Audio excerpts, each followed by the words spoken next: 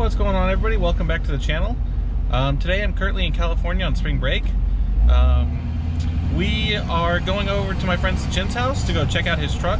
You've probably seen it in some of the previous videos, jumping the jump out of the property, or when he let me drive it, which was pretty dang cool.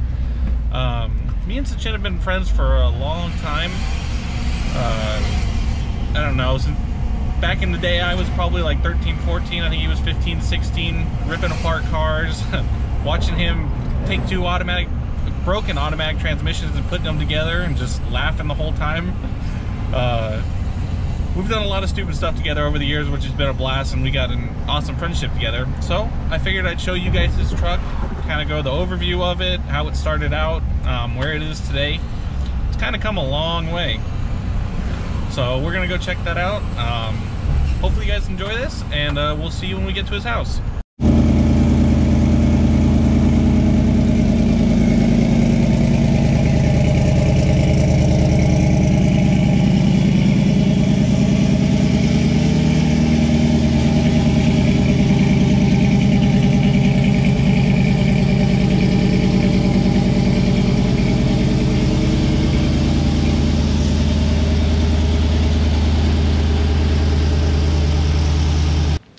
Alright, so we're here. We just showed up. We have Sachin here. What's up, guys? With Project Full Rabbit. Obviously, like I mentioned, there's a lot of stuff that's been done to this. We're going to go over kind of the story of how this thing started and where it is today. Do you want to take it off? I don't know, dude, my hands. So what had happened was Mike came over. I think I was trying to take a nap, and this is the second time this has happened. and I had my Subaru that we were mobbing. We kind of decided that that was past the point of no return. So we went over and made him a deal that he could definitely refuse, but didn't. Took it off his hands. It was a complete running, driving truck. Just needed some springs and a radiator.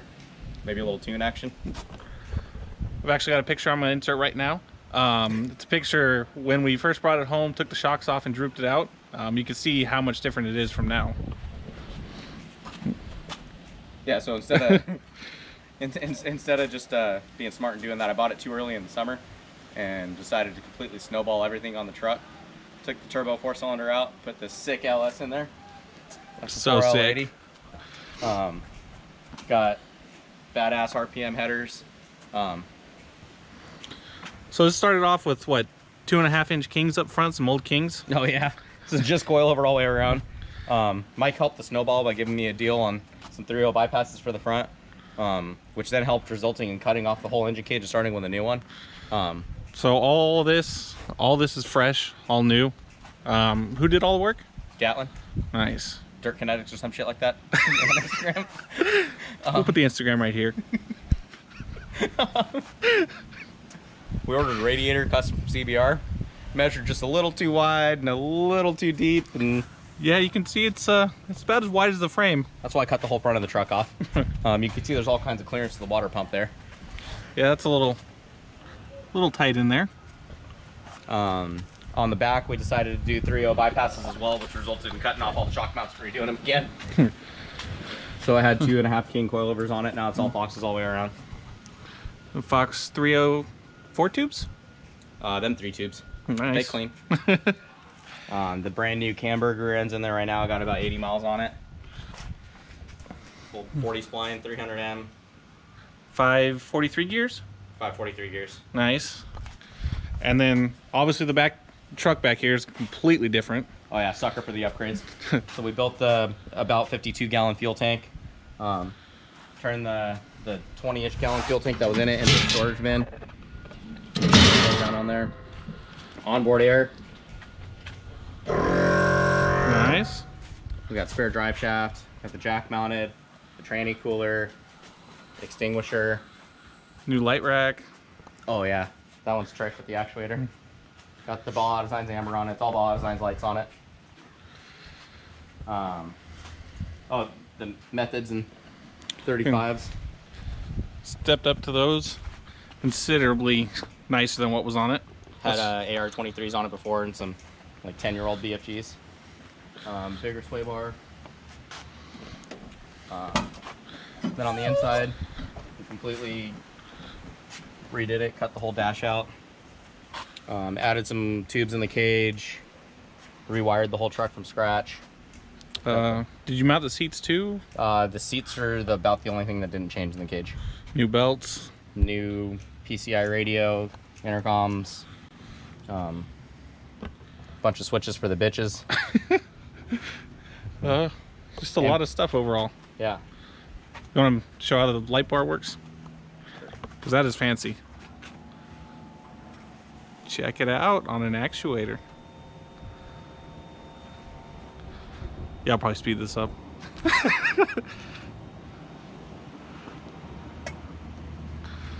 We got the...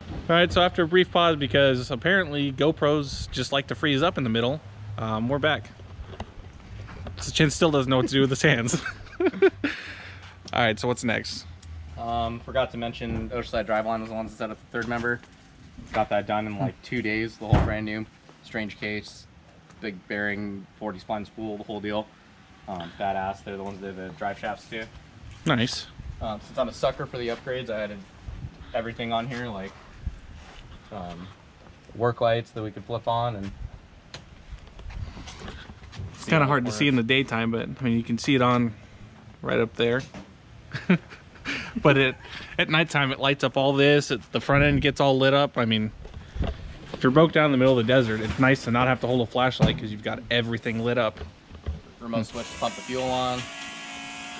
Turn the radiator fan on. Do pretty much everything we got. What's that fancy RAM mount up there for? Oh, that's the iPad for the lead nav. No big deal. Got the lead nav pro. We got the brake bias adjuster for adjusting bias on the fly. Air fuel ratio. Got the race pack in there. Running off the OBD2. Working windshield wipers. And so you still have a OBD2 port on here? Yep. Factory computer. And with just a trim down harness? PSI harness. Nice. This is Richard gave me a motor training. This is part of the Snowball. And it's a junkyard 4.8 with a 4L80. Freshened it up just with rings, Texas Speed cam, some valve springs and push rods, and that's about it. Slammed it back together. Still got the same old injectors and coil packs and everything. The tranny's kind of it's got all billet shafts and transgo kit, Colleen manual valve body, cone triple disc converter. Got this Warren winch on here. Works badass, a little UTV winch, but use it pretty much every trip out. I mean, as you guys have seen in some of the other videos, he pretty much uses it every trip out, pulling people out, pulling the Corolla out when it crashes into a side of a hill. I mean, fixing your bumper when you back into a pole. Yep. Used it to get myself out when I was stuck at Sand Dam.